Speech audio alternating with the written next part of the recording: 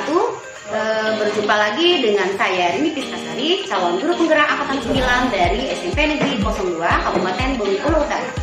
Kali ini saya tidak sendiri, saya ditemani oleh Ibu Suryani. Beliau adalah guru bahasa Indonesia di SMP Negeri 02 Kabupaten Bengkulu Utara. Assalamualaikum warahmatullahi wabarakatuh, Ibu Suryani. Bagaimana kabarnya hari ini? Alhamdulillah sehat ya. Hari ini saya meminta izin Bu ya untuk melakukan percakapan praobservasi. Saya meminta izin juga nanti untuk melakukan atau mengamati supervisi pembelajaran di kelas ini ya. Adapun tujuan dari supervisi yang akan dilakukan nanti adalah untuk mengetahui dan juga mengevaluasi jalannya proses pembelajaran yang Ibu lakukan. Namun sebelum melakukan observasi, saya akan melakukan percakapan praobservasi dulu kepada Ibu sebagai persiapan awal sebelum nanti Ibu melakukan kegiatan pembelajaran, agar nanti mudah-mudahan Ibu lebih siap dan Ibu lebih percaya diri ya dalam proses pembelajarannya. Ada beberapa pertanyaan yang akan saya sampaikan kepada Ibu dalam percakapan hari ini. Yang pertama, melalui pembelajaran hari ini, apa tujuan yang ingin Ibu capai? Ya, baiklah. Tujuan pembelajaran yang ingin saya capai pada pembelajaran yang akan saya lakukan adalah melalui pendekatan saintifik, dan juga pembelajaran ini menggunakan model pembelajaran problem based learning. Jadi, melalui kegiatan mengenal teks eksposisi ini diharapkan mampu mengamati teks eksposisi untuk dapat menemukan gagasan umum. Bahasan khususnya juga yaitu jenis-jenis teks eksposisi. Ya, jadi juga dari kegiatan teks ini diharapkan mereka mampu menelaah bagian-bagian dari teks. Baik, rinci sekali tujuan pembelajaran yang akan dilakukan ya. Lalu Ibu, bagaimana dengan area pengembangan yang ingin Ibu capai atau ingin Ibu lakukan observasi pada saat proses pembelajaran nanti? Aspek pengembangan yang akan saya lakukan ini pertama adalah observasi, yaitu pada aspek pengetahuan dan aspek sikap. Jadi aspek pengetahuan dilihat pada teks tertulis dan penugasan serta lembar kerja. Aspek sikap jadi diambil dari sikap spiritual dan sikap sosial. Berarti ada dua penilaian yang akan Ibu lakukan dalam proses pembelajaran ya. Lalu Ibu bisa Ibu ceritakan sedikit sekilas ya tentang nanti rancangan pembelajaran yang akan Ibu lakukan nantinya di dalam kelas, baik dari strateginya, modelnya, ataupun metode pembelajarannya. Pada pembelajaran yang akan saya lakukan itu saya menggunakan metode diskusi kelompok gitu ya, dengan model PBL tadi dan pendekatan sosial. Baiklah ya. Lalu Ibu, bagaimana dengan media pembelajaran yang nanti akan Ibu gunakan dalam proses pembelajaran?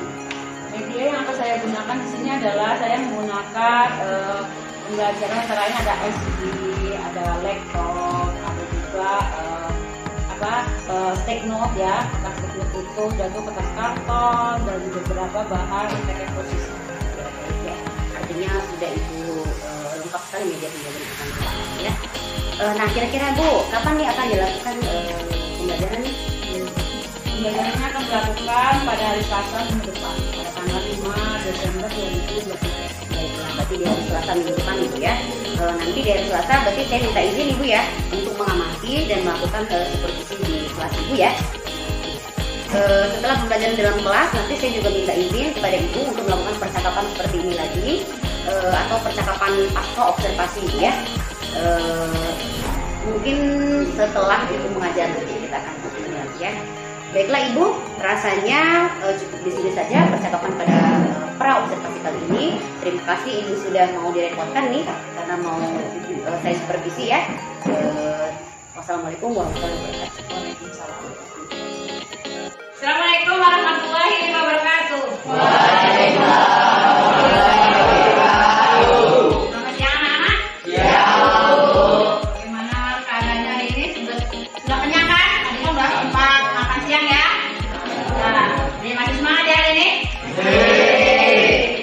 Baik, untuk praktek tadi sebelumnya Ibu akan ngecek dulu kehadiran kalian. Ada yang nggak masuk? Ada berapa orang? 2 orang ya? Mereka sakit.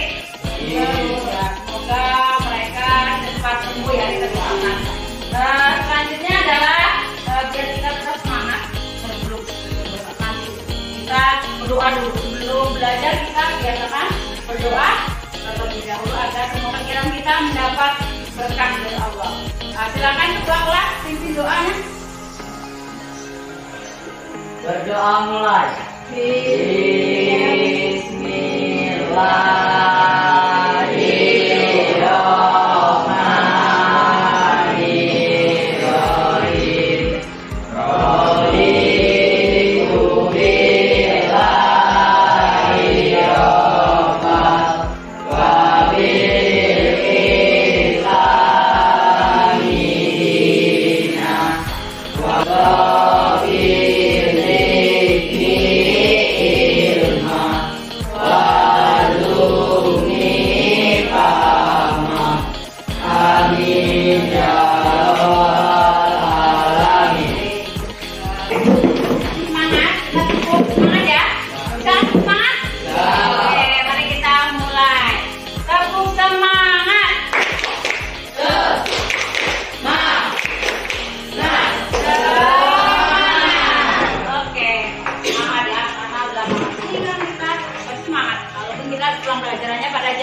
Jam terakhir ya kan?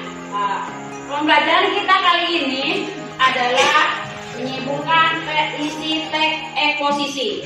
Tapi sebelum kita masuk pembelajaran itu, Ibu akan bertanya tentang pelajaran sebelumnya ya, atau kita apresiasi dulu pelajaran sebelumnya. Pelajaran sebelumnya pada minggu yang lalu adalah kita tentang teks eksposisi juga ya kan? Apa tentang apa materi kita minggu kemarin? Teks eksposisinya tentang apa? Mencari kalimat fakta. Ya, kalimat fakta dan pola-pola pengembangan teks eksposisi. Sekarang ini bertanya, ada yang paham apa tuh sebelum kita kemana-mana? Pasti harusnya kita udah paham apa tuh teks eksposisi. Apa teks eksposisi ingat? Apa teks eksposisi ya? Teks yang memaparkan suatu peristiwa atau kejadian yang cocok. Ekspos ya kan? Apa mengekspos? Memperkenalkan biasanya gitu ya. Memperkenalkan, memaparkan. Ya, kemarin tanya dari situ bisa pertama adalah tentang fakta, kalimat fakta. Apa kalimat fakta? Kita tahu kan? Kalimat fakta. Ayo, tuh biasanya siapa tahu? Apa kalimat fakta? Suatu kebenaran yang terjadi. Suatu pernyataan, ya, suatu pernyataan, suatu kalimat yang kalau ada di dalam teks itu yang benar-benar menyatakan itu benar-benar ada atau benar-benar terjadi atau kejadiannya memang ada. Itu fakta. Pola-pola pengembangannya kemarin ada apa? Induktif, ya kan? Lagi apa? Persuasif. Apa pola-pola pengembangannya? Ada induktif, lagi. Belum. Terus nanti catanya lagi ya. Nah, itu ngalaman kan nggak belajar. Baiklah, kita masuk ke materi pada hari ini yaitu tentang menyimpulkan isi teks eksposisi. Jadi nanti ada sebuah wacana yang kita baca atau kita dengar, di situ kita bisa menyimpulkan tentang isinya. Nah, di sini apa sih tujuan dari pembelajaran ini? Pembelajaran sensitif dan problem bahasa Inggris ini peserta didik melalui kegiatan mengenal teks eksposisi diharapkan ini mampu mengamati teks eksposisi dan menentukan gagasan utama dan gagasan penjelas, ya. Setelah itu dan juga dapat menemukan jenis-jenis teks eksposisi. Selanjutnya, apa sih gunanya belajar ini? Pokoknya ada manfaatnya, itu manfaatnya. Jadi kalau kita belajar sesuatu bagi kehidupan kalian tuh ada mempunyai manfaat. Yang pertama adalah peningkatan kemampuan literasi. Jadi kalian kalau biasa membaca teks literasi, teks eksposisi akan melatih kemampuan literasi itu membacanya. Yang kedua adalah persiapan untuk kehidupan akademik. Jadi nanti pelajaran selanjutnya, kalau biasa membaca, kalian akan mempunyai kemampuan itu. Yang ketiga adalah kemampuan penelitian yang kuat.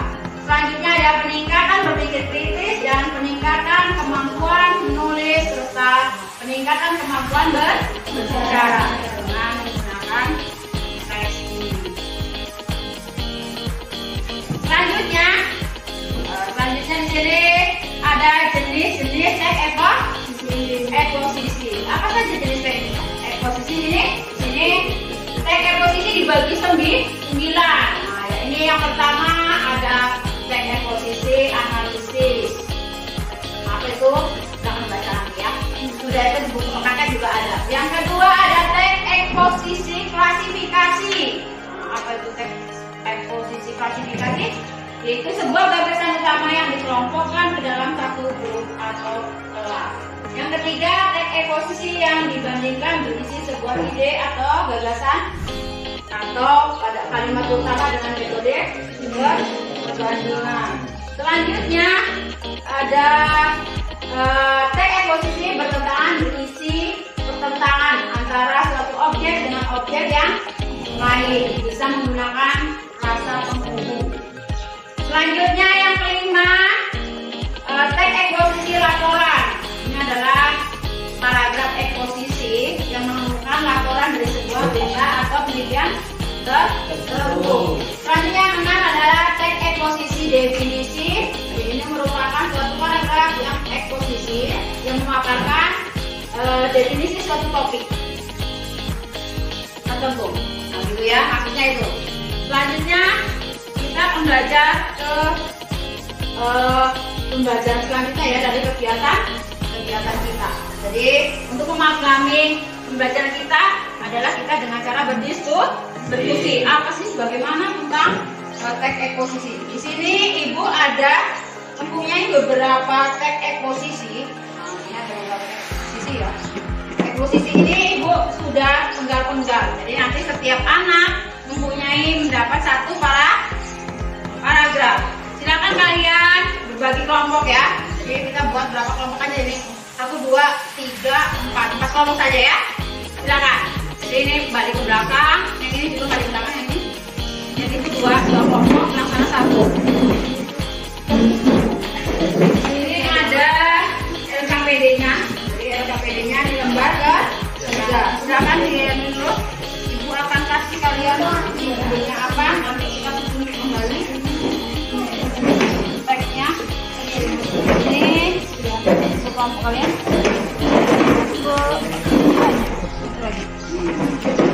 Dan ini untuk kelompok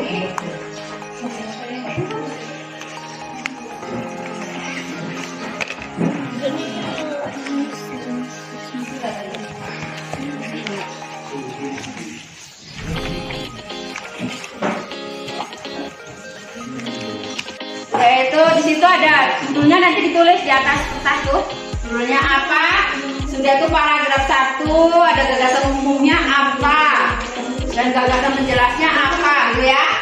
Masing-masing anak nanti akan nulis di spek sini. Hasil dari tulis ini nanti akan dimasukkan ke dalam LKPD. Paham tuh ya? Yang perintah yang kedua adalah kesimpulan dari gagasan umum atau kesimpulan dari teks yang kamu baca itu apa sih secara garis besar tentang apa. Nah selanjutnya teks yang kamu baca itu masuk ke dalam jenis teks apa, gitu ya. Paham? Paham perintahnya? Oke, dibuka dulu LKPD-nya. Teks eksposisinya. Sudah buka? Oke, mau warna apa tuh kamu orang? Pink.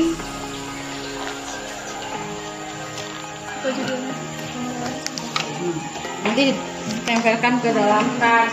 Ini mau apa yang pink juga? Yang pink. Ini bu mana ya? Pink. Coba ya. Pink kawan.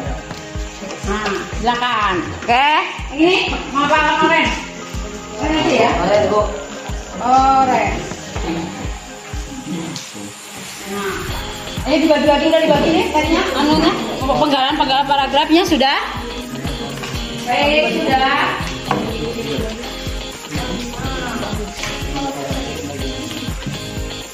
Kalau sudah, di sini ada beberapa kartu. Nanti ditempelkan ke sini ya. Hasilnya ditempelkan ke sini sebelum proses. Hah? Jadi apa? Nah, oh iya, warna lain ya. Warna yang lain.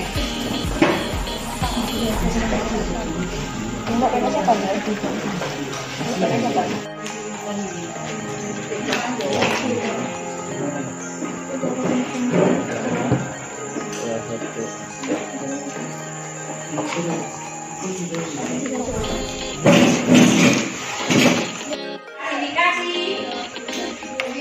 Paham dong Mbak Neswa?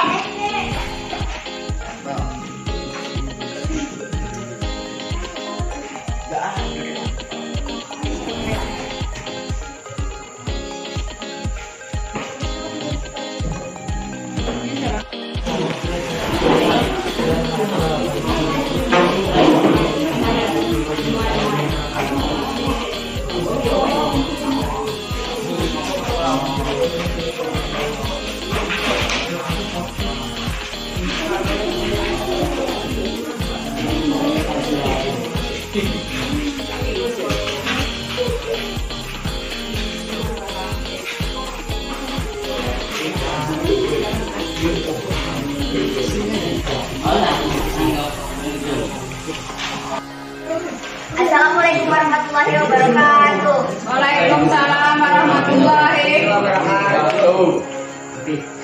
Kami dari Komisi 1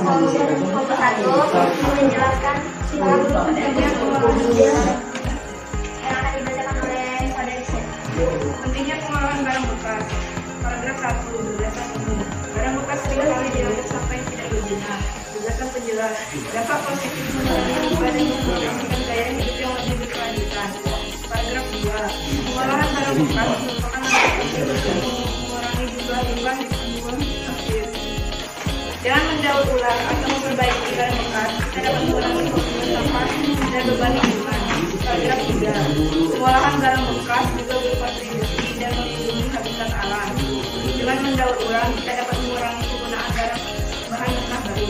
Paragraf 4. Hal ini membantu melindungi habitat alam dan mengurangi dampak negatif eksploitasi sumber daya alam. Pengolahan barang bekas menciptakan peluang ekonomi dan menciptakan lapangan kerja dan membangun industri. Paragraf 5. Pentingnya pengolahan barang bekas juga dapat disampaikan melalui edukasi dan kesadaran masyarakat.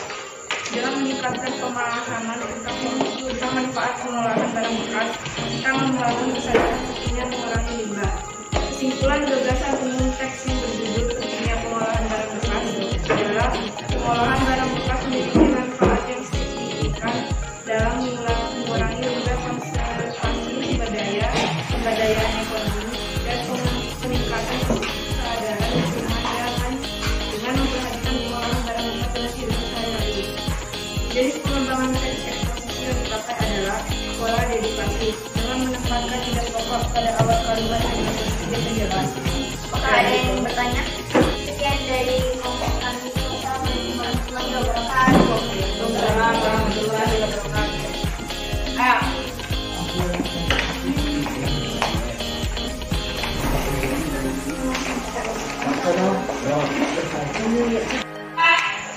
Itu tadi hasil dari diskusi kelompok kalian ya.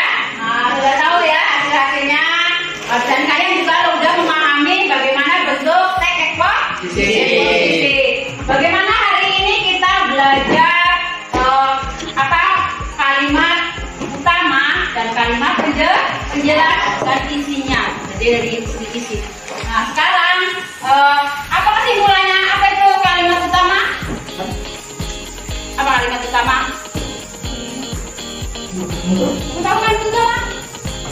Ayo, jadi kalimat utama apa? Kalimat utama yaitu kalimat Satu paragraf itu ada namanya kalimat utama, biasanya letaknya di awal paragraf.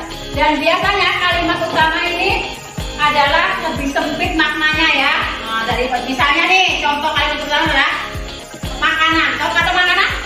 Makanan di otak kita hanya berpikirnya adalah mungkin rujak, ya kan? Mungkin bakso, mungkin nasi, mungkin sayur, itu adalah makanan. Maknanya sempit. Tapi kalau dia mendapat kalimat penjelas, makanan itu bisa dijelaskan. Jadi rujak adalah ini gitu ya, dijelaskan. Apa aja bahannya, bagaimana cara buatnya, itu namanya kalimat penjelas. Jadi kalimat penjelas itu cakupannya lebih luas. Paham itu? Biasanya kalimat penjelas adalah letaknya di bawah setelah kalimat utama. Ada yang ditanyakan lagi tentang materi ini? Ada yang tanya jelas? Paham? Oke. Jadi kita akan bertemu lagi di pelajaran selanjutnya berkaitan dengan teks eksposisi juga, yaitu berkaitan dengan struktur teks eksposisi. Jadi pertemuan selanjutnya kita akan membahas teks eksposisi. Jadi baik, sebelum kita penutup, biar kita terus semangat, ulang juga semangat. Bagaimana